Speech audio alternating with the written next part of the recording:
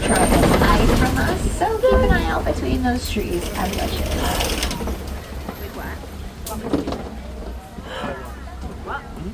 On the right, top of the hill, you might see an okapi. Oh, that is. Ooh, and great eye. Over here on the left, too, a bongo. Bongos and okapis, they actually share something in common. Both of these animals are nicknamed the ghost of the forest because they're really good at hiding and camouflaging themselves with their stripes.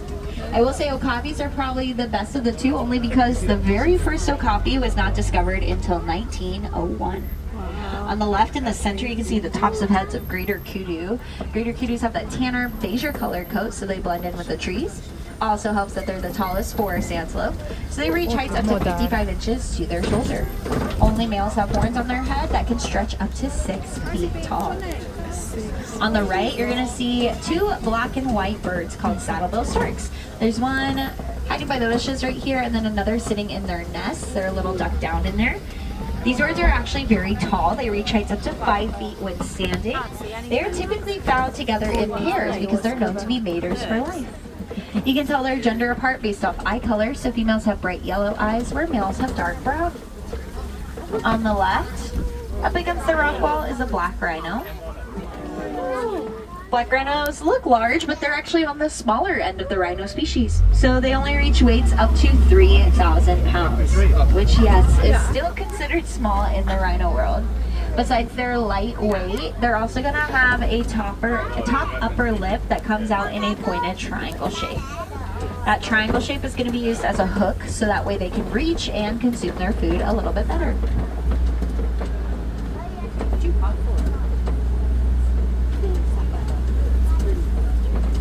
That's me.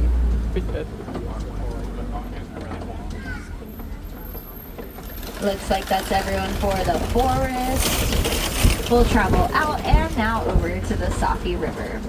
Safi River is home to aquatic animals, so we'll keep an eye out for any air bubbles or shapes in the water.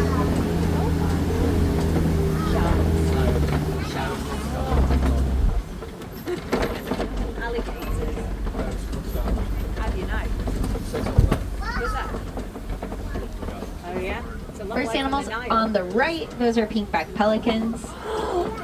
These pelicans might not look super pink right now, but they do get their name from the pink color that starts in their skin and then travels up into their feathers during mating season only. They are colonial nesters, so that means that they will nest together in pairs. Sometimes those pairs will nest all together in one large group, upwards up to 500 pairs of pelicans together at once. Up ahead on the right and the left, you're going to see some Nile hippos. Some out on land, some in the water. I like seeing a hippo out on land just because then you get a good grasp of how large they are. Baby hippos can be born around 90 pounds, and then fully grown hippos can reach up to 5,000. Now the view we have on the left, that is usually how you're going to find hippos. They like to be in or under the water. Since they are larger animals, they are going to choose to sink to the bottom of the river. That's where they'll hang out, or they'll walk or run along the bottom as their way to move around. And that helps out their name since the word hippopotamus does translate to water horse in Swahili.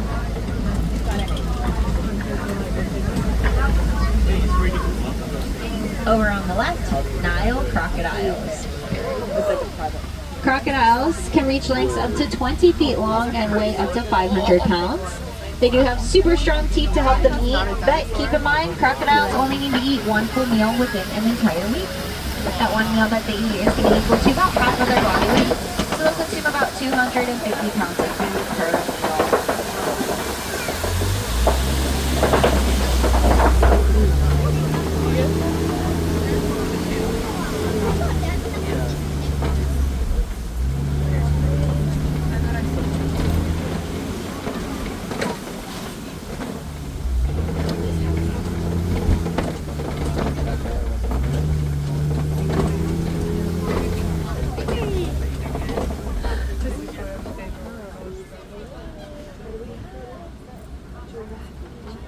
Alright friends, we're leaving the Safi River and traveling over to the savannah next.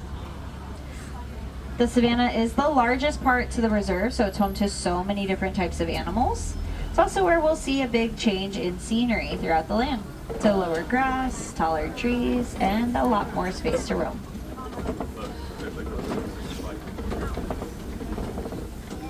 If you look on the right, that's a baobab tree. Baobab trees are nicknamed the upside down tree, or you might know them as the tree of life. They get that upside down name because they remain leafless on top for about 9 months out of a year.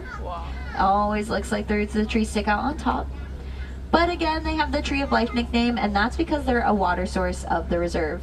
They're going to store thousands of gallons of water inside the center of their trunks. Different animals with horns or tusks can then pierce holes into the tree as their way to grab a drink of water. Now you know what's called the tree of life.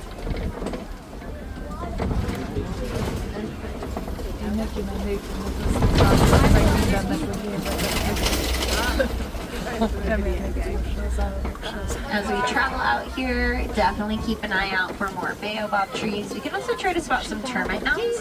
They're going to look like really tall rock structures coming up and out of the ground. I'll let you in on a secret though, they are not made up of rock, they're made up of dirt and saliva.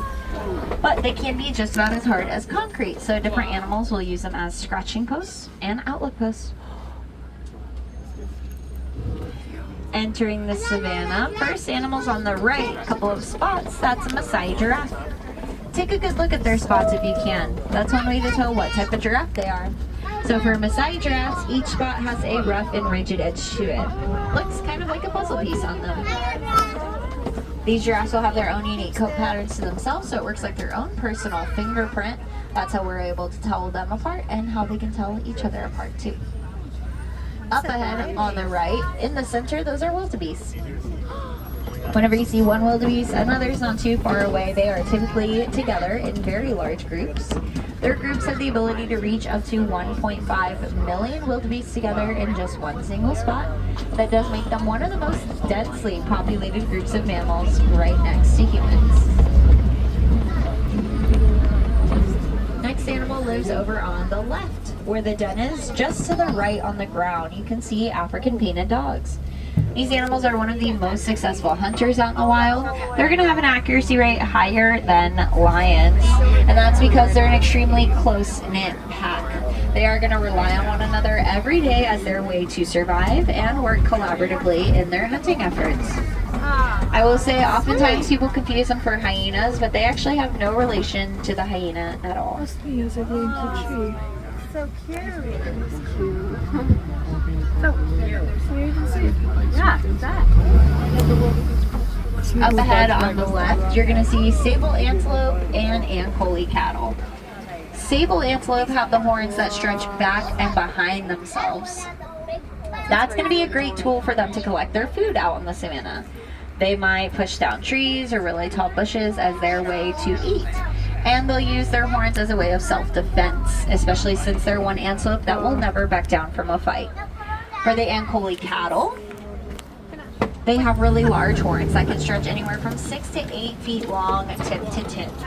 Their horns may look really heavy, but inside of each one is going to be a honeycomb-like structure. They're going to use that honeycomb inside as a way for their blood to flow up into the horns and back down into the body, and that cycle will reduce their body temperature.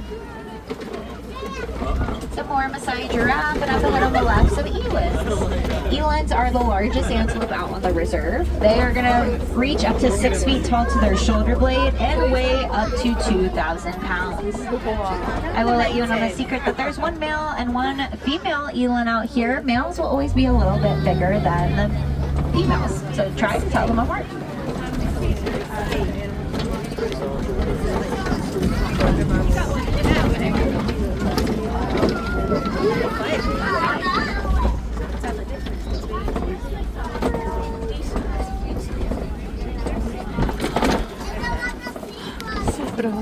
On the right, mountain zebras.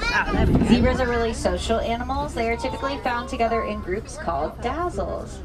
Dazzles are made up of one male, a few females, and some younger ones, just like we're seeing out here. Just like the giraffes, zebras too will have their own unique coat pattern to themselves. That's really important for those younger zebras because they are going to memorize their mother's coat pattern. That's their way to tell them apart and receive their food quicker.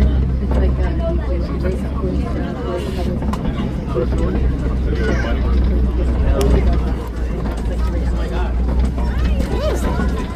the right, munching on some grass there, that's a springbok. A couple more up ahead.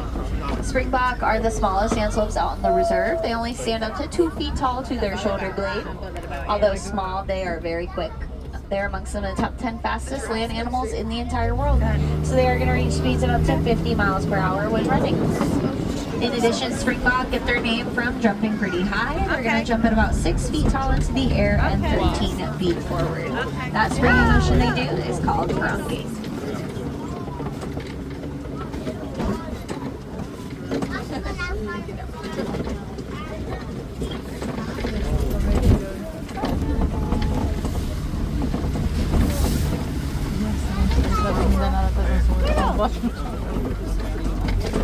Not that one though. It's a savannah squirrel.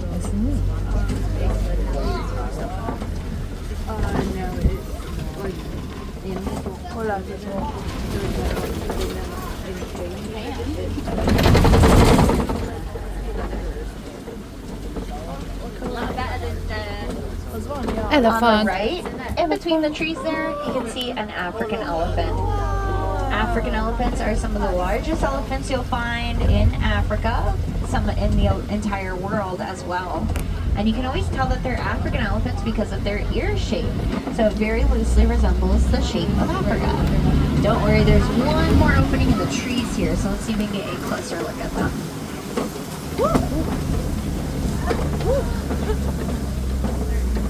There they are. Got his back to Everyone, looks like there's only one elephant there, so we're going to continue forward and see if we can find any other. Maybe we'll get lucky and see an entire group of elephants, which is called a family group. Family groups are made up of females and younger babies, and they're always led by the oldest and most mature female elephant in their family. Now, when a male elephant reaches the age of 15, they actually make the decision to seclude themselves from the family group. That way they can mature by themselves and travel alone. So normally that's a really easy way to tell gender between elephants, seeing one versus an entire group.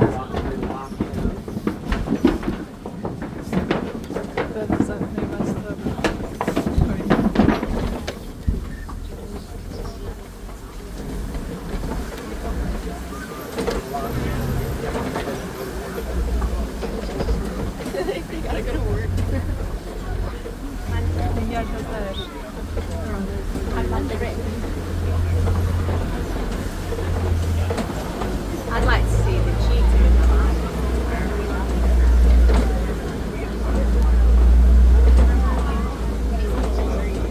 Couple more elephants up ahead on the left there.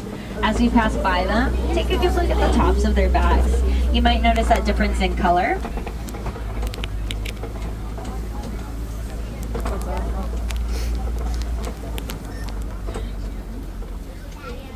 Color on the elephant's back is probably dried mud and dirt.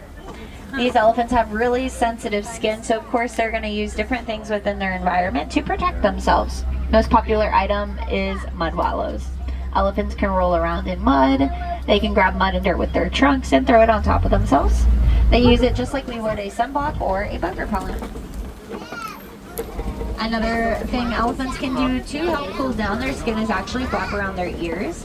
Each elephant ear has blood vessels in them, so when they flap and activate those blood vessels, it helps reduce their body temperature by about 15 degrees. So it does work just like a built-in air conditioning system.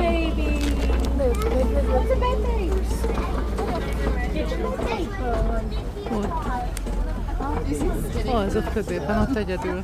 Ő a kicsi. Like spaghetti. I love watching the news there.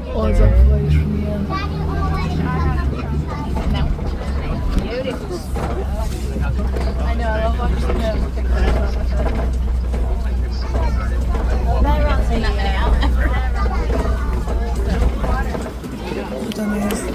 Megyünk a vízbe.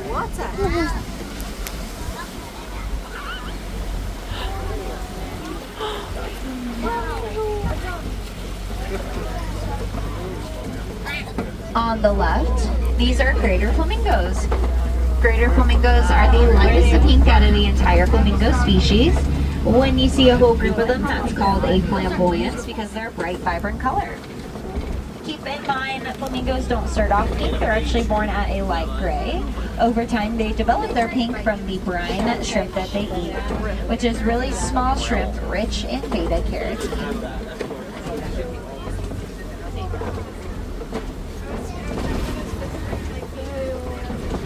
Nézd, amik a sziklákra vannak rajzolva, volt egy ilyen zebra.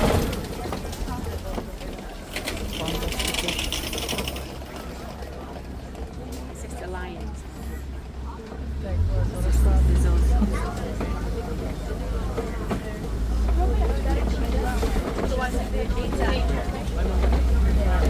Két perc. Két perc van. Kettő. On the right, white rhinos. White rhinos are on the larger end of the rhino species. They are going to reach weights up to 5,000 pounds, just like a hippo. When you see a whole group of rhinos, that's also called a crash. Now, what sets white rhinos apart from others is going to be that square-like jaw structure. Their jaws are a lot wider than other rhinos you'll find. Up ahead on the left, you'll get to see some spots walking around, maybe running around too. This is home to cheetahs. Cheetahs are the fastest land animals in the entire world. They're going to reach speeds up to 65 miles per hour in just 3 seconds. Although super fast in a short amount of time, they can't hold their speed very long. Cheetahs only run for a few hundred yards before they need to stop and take a break. These animals are going to use their claws to help grip the ground while they're running. Since they stay out at all times, they kind of work like soccer cleats. And they use their tails to help direction themselves as well. Cheetahs are not classified as a big cat, and that's because they don't have the ability to roar. Instead, cheetahs are going to make chirping noises and purring sounds to communicate.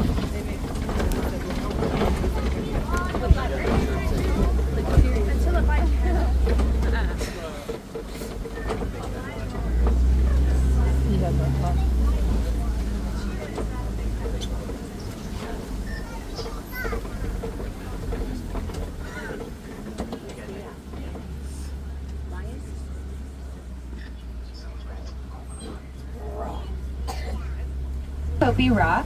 Kopi rocks or formations of rocks like this are very popular out on a savanna. They're commonly used by different animals as an advantage point.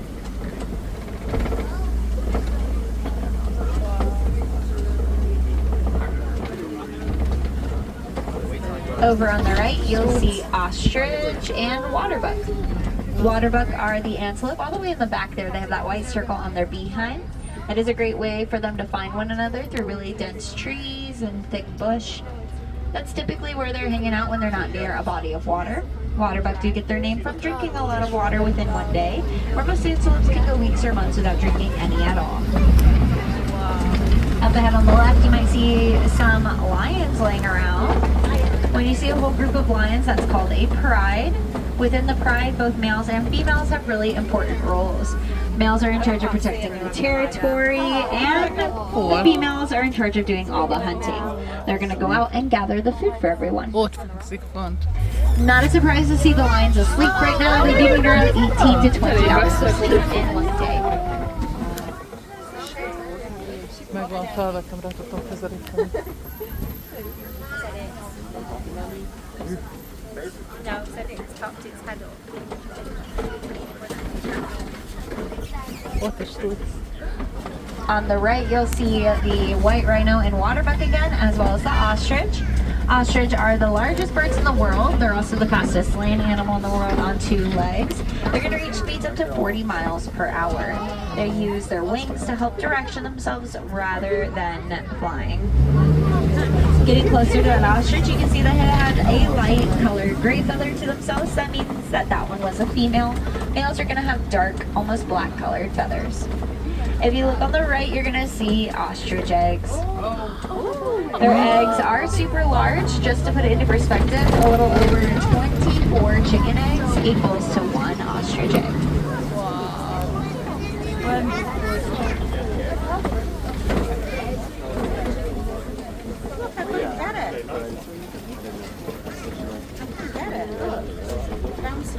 Oda mész.